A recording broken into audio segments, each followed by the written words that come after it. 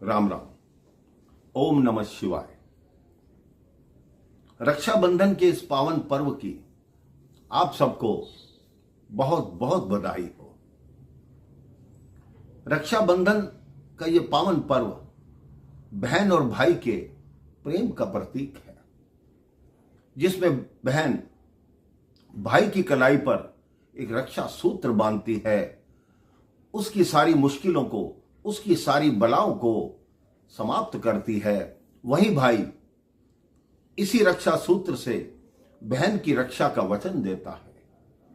इसीलिए यह रक्षाबंधन का त्यौहार मनाया जाता है। इस विषय में एक पौराणिक कथा आती है कि रक्षाबंधन का पर्व सबसे पहला सूत्र किसने किसको बांधा। कहते हैं देवता और दानवों में युद्ध होता रहता था और दानव सदैव से यही चाहते थे कि स्वर्ग लोक पर हमारा कब्जा हो और स्वर्ग लोक में जो अमृत विद्यमान है वो हमें मिल जाए। उस समय जो दानवों के राजा थे वो भक्त प्रहलाद के पुत्र राजा बलि थे। बलि वैसे तो राक्षस थे, लेकिन उनकी प्रवृत्ति बहुत धार्मिक थी। वो भगवान शिव के परम भक्त थे, भगवान विष्णु के भी परम भक्त थे। उनके गुरु शुक्राचार्य ने राजा बलि से कहा, अगर आप 101 यज्ञ पूर्ण कर लेंगे तो आप स्वर्ग लोक पर अपना अधिकार अवश्य जमा लेंगे। देवताओं को जब ये बात पता लगी, वो भगवान श्री हरि के पास गए कि भगवान श्री हरि ऐसे ऐसे राजा बलि अपना 100वां यज्ञ कर रहा है, अगर 101 यज्ञ पूर्ण हो गए तो वो स्वर्ग पर अपना कब्जा जमा लेगा। भगवान श्री हरि एक बटुक वामन का वेश धारण करके राजा बलि की यज्ञशाला में आए और याचना की कि मुझे 3 पग भूमि दे दो।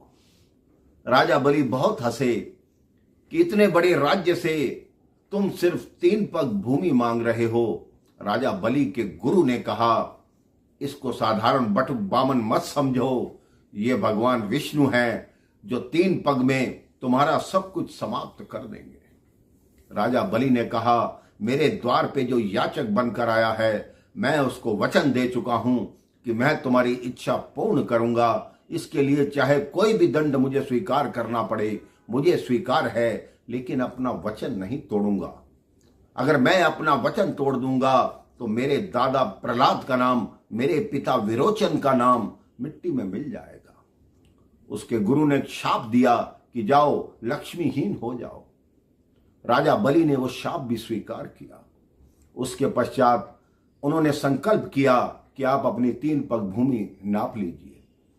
भगवान वामन धरती से आकाश तक बड़े हो गए। उन्होंने 1 पग में स्वर्गलोक और दूसरे पग में पृथ्वी नाप ली।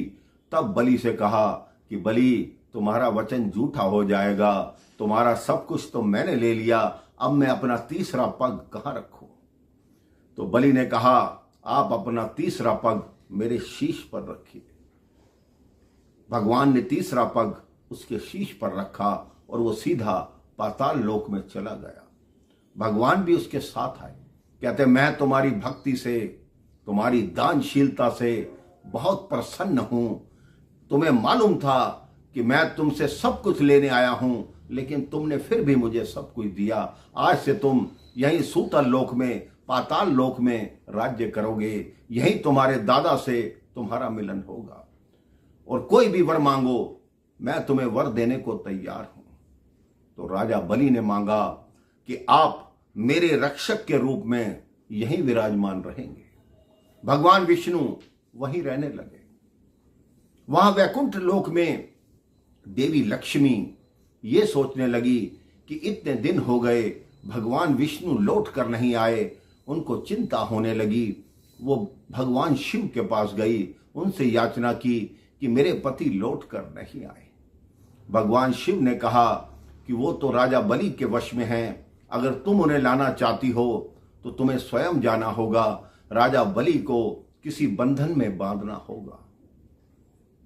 तब देवी लक्ष्मी के साथ भगवान शिव ने अपने वासुकी नाग को भेज दिया कि आप भी साथ जाओ और देवी की रक्षा करना। अब देवी लक्ष्मी ने एक नाग कन्या का रूप धारण किया और जो वासुकी थे वो रक्षा सूत्र बन गए। देवी लक्ष्मी ने जाकर राजा बलि के कलाई पर वो रक्षा सूत्र बांधा। तो राजा बलि ने कहा, तुमने मेरे को रक्षा सूत्र बांधा है, मैं तुम्हारी रक्षा का वचन देता हूं। आज से तुम मेरी बहन हुई, बोलो क्या मांगती हो, जो मांगोगी मैं वचन देता हूं कि तुम्हें दूंगा। तब मां लक्ष्मी अपने वास्तविक रूप में आ गई। उन्होंने अपने पति श्री हरि को मांग लिया। उसी दिन से मेरे भाई बहन, श्रावण की पूर्णिमा के दिन बहनें अपनी भाई की कलाई पर राखी बांधती हैं, अपने भाई की लंबी उम्र के लिए उसकी सारी बलाएं लेती हैं और भाई भी अपनी बहन की रक्षा का वचन देता है। आप सभी को रक्षाबंधन के त्योहार की पुनः कोटि कोटि शुभकामनाएं, हार्दिक बधाई। राम राम, जय श्री राम, ओम नमः शिवाय।